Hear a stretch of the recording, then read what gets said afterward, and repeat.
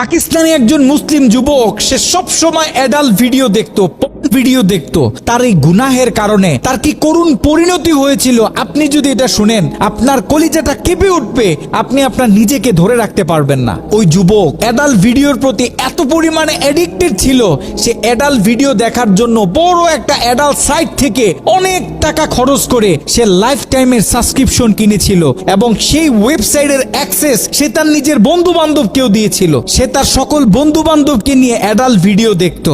ঘটনাক্রমে একদিন যুবক ভয়ঙ্কর গাড়ি অ্যাক্সিডেন্ট করে মৃত্যুবরণ করলো। তার লাশটা যখন বাড়িতে নিয়ে আসা হলো, এলাকার মানুষ তার লাশ দেখতেছে, অনেকে বলতেছে এই ছেলে তো নামাজ পড়তো, এই ছেলে তো রোজা রাখতো, এই ছেলেটা ভালো ছিল। কিন্তু তার ভিতরে এত ভয়ঙ্কর একটা গুনাহ যে ছিল, এটা তার বন্ধু বান্ধব ছাড়া অন্য কেউ জানতো না। সকলে মিলে তাকে দাফন করে যখন বাড়িতে চলে আসলো, ওই ছেলের মা গভীর রাত্রে মোনাজাতে আল্লাহর কাছে দোয়া করতেছিল, আল্লাহ আমার ছেলে যদি কোনো ভুল করে থাকে তুমি আমার ছেলেকে ক্ষমা করে দাও, আমার ছেলের কোনো গুনাহের কারণে তুমি তাকে জাহান্নামে দিও না, তার কবরটাকে জান্নাতের টুকরা বানায় দাও। দোয়া করতে করতে মা এক পর্যায়ে ঘুমিয়ে পড়লো। মা যখন ঘুমিয়ে পড়লো, তিনি স্বপ্নে ভয়ঙ্কর একটা দৃশ্য দেখলেন। তিনি দেখতেছে তার ছেলের কবরে আল্লাহ পাক জাহান্নাম থেকে কিছু ফেরেশতা নিযুক্ত করলেন এবং ওই ফেরেশতাদের হাতে বড় বড় কিছু কুড়াল, যে কুড়াল দিয়ে সকল ফেরেশতারা মিলে একসাথে তার ছেলের শরীরে আঘাত করতেছে। যদি তার ছেলের হাতে আঘাত করে তাহলে হাতটা কেটে দূরে গিয়ে পড়তেছে, যদি পায়ে আঘাত করে তাহলে পাটা কেটে দূরে গিয়ে পড়তেছে। তার ছেলে ভয়ঙ্কর ভাবে চিৎকার দিতেছে। ছেলের ভয়ঙ্কর চিৎকার শুনে মায়ের ঘুম ভেঙে গেল। মা উঠে আবার তাহাজ্জুদ নামাজের জন্য প্রস্তুতি নিলেন, আল্লাহ তাআলার কাছে দোয়া করতেছেন। দ্বিতীয় দিন গভীর রাতে যখন মা ঘুমিয়ে পড়লেন, তিনি দ্বিতীয় দিন আরো ভয়ঙ্কর চিত্র দেখলেন।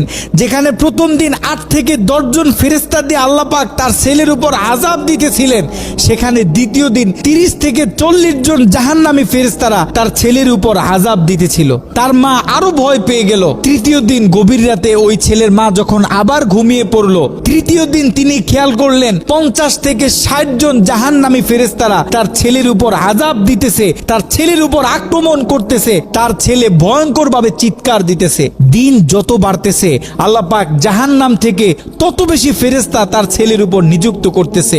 মা ভয় পেয়ে গেলেন, মা ভেঙে পড়লেন। ওই ছেলের মা ছেলের বন্ধুদেরকে একদিন ডাক দিলেন, ডাক দিয়ে বলতেছে, দেখো আমি আমার ছেলের উপর দিয়ে এই ভয়ঙ্কর স্বপ্ন দেখতেছি, তোমরা যাও কোনো আলেমের কাছে জিজ্ঞাসা করো যে কেন আমার ছেলের সাথে এমন হচ্ছে। ওই ছেলের বন্ধুরা মিলে পাশের বড় একটা মাদ্রাসায় চলে গেল। ওই মাদ্রাসায় ছিল একজন শাইখুল হাদিস।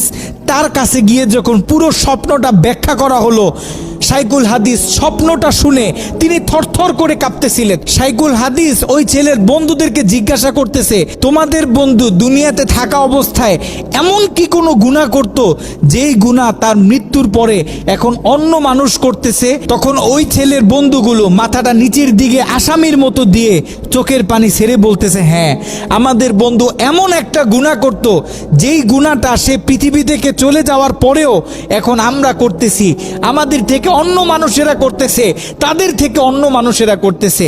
আমাদের বন্ধু অ্যাডাল্ট ভিডিও দেখতো, সে একটা সাইট থেকে সাবস্ক্রিপশন কিনেছিল, সেই মেইল পাসওয়ার্ড আমাদেরকে দিয়েছিল, আমরা আমাদের বন্ধুদেরকে দিয়েছি, তারা তাদের বন্ধুদেরকে দিয়েছে। এরকম করে এটা আস্তে আস্তে ছড়িয়ে পড়তেছে। ওই আলেম বলতেছে, শোনো, তার এই গুনাহ পৃথিবীতে যত মানুষ করবে, দৈনিক যত মানুষ এই গুনাহের সাথে লিপ্ত হবে, আল্লাহ পাক জাহান্নামের তত বেশি ফেরেশতা তোমাদের বন্ধুর উপর আযাব দেওয়ার জন্য নিযুক্ত করে দিবেন। নাউজুবিল্লাহ। যত সম্ভব পারো তোমরা এই ওয়েবসাইটের অ্যাক্সেসটা বন্ধ করার চেষ্টা করো।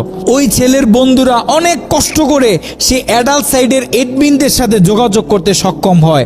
তারা সেই এডমিনদেরকে জানায়, এই অ্যাকাউন্টের যে মালিক সে গত কয়েকদিন আগে মারা গেছে, আমরা চাই এই অ্যাকাউন্টটা চিরদিনের জন্য বন্ধ করে দেয়া হোক। কিন্তু সেই এডমিন প্যানেল থেকে সেই ছেলের বন্ধুদেরকে জানানো হলো যে এটা কোশ্চিন কালেও সম্ভব না, কারণ আমাদের থেকে যারা লাইফ টাইম সাবস্ক্রিপশন নেয় তারা হচ্ছে আমাদের প্রিমিয়াম কাস্টমার, আমরা তাদেরকে হাই সিকিউরিটি দিয়ে থাকি। তারা যখন আমাদের থেকে কোনো প্যাকেজ নেয়, আমাদের থেকে কোনো অ্যাকাউন্ট নেয়, আমরা তখন তাদেরকে মেইল দিই, পাসওয়ার্ড দিই এবং আমরা তাদের হাতের ফিঙ্গার নিয়ে থাকি। আপনারা হয়তোবা তার অ্যাকাউন্টের মেইল পাসওয়ার্ড দিতে পারবেন, কিন্তু তার হাতের ফিঙ্গার তো আর আপনারা দিতে পারবেন না। তার হাতের ফিঙ্গার যদি ম্যাচ না করে তাহলে আমরা এই অ্যাকাউন্ট অফ করতে পারবো না। নাউজুবিল্লাহ। নাউজুবিল্লাহ।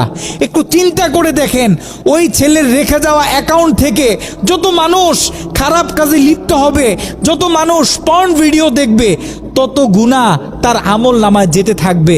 একটু ঠান্ডা মাথায় চিন্তা করেন, আপনি আর আমি আমাদের সোশ্যাল মিডিয়া অ্যাকাউন্টগুলো কিভাবে ব্যবহার করতেছি। আমরা তো আমাদের ফেসবুকে কত ছবি শেয়ার করি, কত মুভি ক্লিপ শেয়ার করে থাকি, কত গান বাজনা শেয়ার করি। আপনার আমার মৃত্যুর পরে এগুলো তো আর কেউ কাটতে পারবে না। যত লক্ষ মানুষ আপনার আমার মৃত্যুর পরে এই ভিডিও দেখবে, আপনার আমার অ্যাকাউন্টে রেখে যাওয়া ভিডিও যত মানুষ দেখবে, আপনার আমার কবরে তত কঠিন কঠিন আযাব দেয়া হবে। আপনি আর আমি জীবিত থাকা অবস্থায় যদি আমাদের ফেসবুক অ্যাকাউন্টে ইসলামিক ভিডিও শেয়ার করি, একটা কোরআনের তেলাওয়াত শেয়ার করি, একটা হাদিস শেয়ার করি, ইসলামিক কোনো ডকুমেন্টারি শেয়ার করি, তাহলে আপনার আমার মৃত্যুর পরে এই অ্যাকাউন্ট থেকে যত মানুষ এই ভিডিওগুলো দেখবে, আমরা কবর থেকে তত বেশি সওয়াব পাইতে থাকবো। এ কারণে আমরা পৃথিবীতে থাকতে যত কাজ করব, সব কাজ যেন আমরা চিন্তা ভাবনা করে তারপরে করি। এমন কোনো কাজ করব না যে কাজ আমার মৃত্যুর পরে আমার কবরে আযাব